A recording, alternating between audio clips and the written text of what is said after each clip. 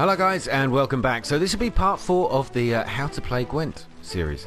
Now as you know, I am learning how to play Gwent as I'm showing you, but at least some of the things I think I'm showing you are worth learning, and at least if you are unfamiliar with the game, then you can follow this little video series, a mini series I suppose, of the Witcher 3 Wild Hunt Gwent series. So this guy I've come across in a mission to collect special cards from certain members around the map, and this guy here has a card I need, or at least that I want. So I'm going to challenge him to a game, and we'll see how we go. Wish me luck. He's going to be pretty good, that's a given, and I am still learning, so forgive me if I mess it up, but I hope you enjoyed this anyway. Okay, so the Nilfgaardian Empire is a pretty strong set of cards for me, as is the Northern Realms. I've got some great cards in both of those. As you can see, yep, some of the low levels aren't that great in the Northern Realms, but the Nilfgaardian Empire, there's a chance of me drawing out some of the cards that help each other out. Where is it? There's number 3. This guy here, there's 3 of those, and 2 of these guys. Now, if I manage to draw a couple of those, I will have a way of reinforcing. They have a reinforce of each other, so I'll double their points each. And again, with the Commander's Horn on the same line, which is really worth having, which I have 2 in this deck, the chances of winning kind of go up just from little boosts like that. So let's give it a go. We'll start the game with this deck and hope for the best. Now, Nilfgaardian Empire, as I found out randomly in my last game, will win if the round is a draw, so it's well worth having that faction. Now I've got a Scorch card here, pretty useful. It will take out the strongest cards on the battlefield, and a Commander's Horn, pretty useful. Now this is what I was after. Look at that, I've got 3 of these guys. They'll actually double the strength of each other, and I don't know, if I play 3 of them next to each other, will that increase each other again? Who knows? Right, I've got the lovely Yennefer here. She's a number 7 medic, but of course she's a special card, so she is not vulnerable to weather or scorches from the enemy, that kind of thing. Very useful. And Cyrilla, or Ciri as we know her in the game, is number 15. I mean, that's probably the highest scoring card you can have. I think that Geralt has a number 15 card as well. Now, it's choosing at this point which cards to throw away and redraw. So, I've got these 3 here, very, very tempting to keep them, but these 2 cards here are possibly ones that I want to get rid of. So I'm going to take a chance, as you always have to. Get rid of that. I have another Scorch card. I already had one, so look, I'm going to get rid of that one again. I don't really want him. This guy's at least got 6 points behind him, so let's get rid of the Scorch and hope for the best now. Okay, not necessarily what I wanted, but it's not terrible. I have 2 Commander's Horns, which will double the strength of all of the cards on your row. Okay, he started off pretty straightforward, probably the weakest thing he had, number 2 on the archers. So I'm going to hit him hard, hopefully, with the combat card, which I know I've got 3 of, which I'm going to try. Actually, I don't know if it works. I'm going to try 3 of them next to each other and see if they triple each other. That'd be pretty cool. I know 2 of them double each other, like here. They both double each other into 6 points each. So I'm already leading him with the same number of cards. He's just picked me there with a siege card, but let's try this third card here. I have no idea if this is actually going to work. Oh, it does. Beautiful. So that makes 27. So 3 in a row is actually a really cool thing to do. Now, next thing, when you've got buddies like that, wow, he's just hit me with some reinforcements. I don't have many of those cards, but these ones here, which have got this sort of double knight symbol, cards of the same name in your deck. If you have them, just take 1 into battle. You don't need to take more of them, and if they have the same name.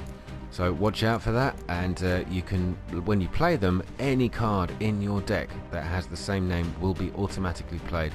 There seem to be more of those in the monsters faction than any other that I've come across. So anyway, right, let's play the Commander's Horn on this row, and that will instantly double my 27 into 54. So he's got a long way to go. We've got the same number of cards left. I'm going all out to pass this round. He's given up. That's kind of cool. That means he doesn't think, or at least the computer doesn't think. I do wish they'd play, actually, I do wish they put this on multiplayer so that you could play other people online this game. I think it would be an awesome move. If they're bringing out DLC, that would be so cool. Right, anyway, so I've won that round, passing it. First blow is to me, and I've got some pretty good cards here, but not many points. I've got 2 cards here which at least I can wipe out some powerful cards from him, but I have to start low. So the Scorch card, remember, will kill the strongest cards on the battlefield, not necessarily the strongest cards on his side, okay? Remember that.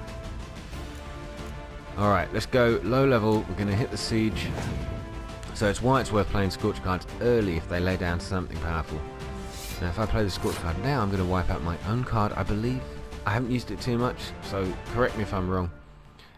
He is now 1 point ahead. I've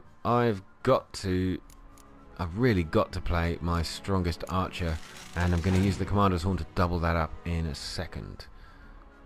Wow. Alright, so special card laid down. That's pretty good. I have to try the Commander's Horn. Make sure you put it on the right row. I've done it so many times where I've selected it, played it, and I played it in the combat zone where I was actually wanting to play it on one of these two. So don't forget to do that. Okay, I've jumped ahead by 9 points now. Let's see how we go. Right, he's taking me out straight away. Oh, that's beast. That is beast. Ah, not happy. Alright, so he's knocked me down by 8 points. I could play Siri here, jump straight ahead, knowing he's got 3 cards left. He could be saving some special cards for the end. So look, I've got Siri as a 15 pointer. I'm going to take a gamble and play Yennefer here and recover one of my other cards from the discard pile. Now she's not susceptible to the weather card. And all I've got... Oh, wow, I forgot what I discarded. This was probably the wrong thing to do. Alright, so jumped ahead by 2. He's got to use at least 1 card to get past me. And that's fine. 2 cards left. I've got a Scorch, and I've got a 15-point Siri. This could be interesting. Now, I don't want to play that now. If I could play Siri now and wipe him out and win 2 games, 2 rounds in a row, or pass, let him win, and knowing he's only got 2 cards left. Oh, it's so tempting. I might about to have a special here. It's not susceptible to any of the weather cards he may have. Look, I'm going to go for it. He can't take it off the board. It's a gamble. I might well win this. If not, I'm so sorry. Okay, this is good. If he's got a 5 pointer, I win. If he's got 6, I lose. Right, passing. Opponent, come on, what have you got? What have you got? Oh my god.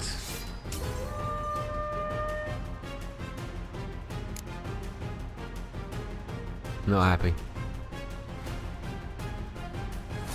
Okay, this may not be all over here, guys. He won that round, but I left the Scorch, and the Monsters faction leaves 1 card randomly on the table from his side after he wins. Now, if I take this out, I'm the Nilfgaardian Empire, and I have a draw. If there's a draw, I win. So I'm going to take him out.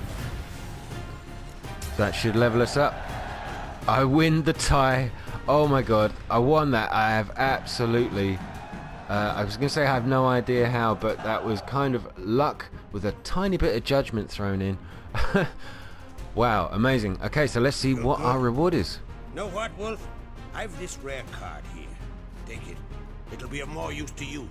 Thanks. You might consider challenging a man in Cairtrolda village. A worthy adversary, though mere tailor. Justus his name. Awesome. Okay, so when you beat one of Draug, I've just won Draug off that guy, and now he's the monster faction, so let's go check that out. Oh, wrong button. And you get some experience points for doing it, so it's well worth doing. Let's check the Gwent deck. What do we got? I'm guessing it's under monsters. There we are. Wow, there we go. That's the card he played against me earlier on. That is pretty awesome. So add that straight to your deck. I've nearly got enough unit cards to actually play the monsters faction myself, but remember, you want to be keeping as many of these with the same name as possible. Anyway, small talk, let's have a quick look at that card. Not affected, of course. It's a 10-pointer. Beautiful combat card. Thank you so much. Guys, if you enjoyed this video, and well, I guess you've got to kind of expect a little bit of luck with these card games. Maybe I made a wrong decision here or there, but it did turn out for the best. Thanks a lot for watching. I hope you're enjoying this. Please hit the like button if you are, and give me some more tips. Give the other guys tips on this video down below.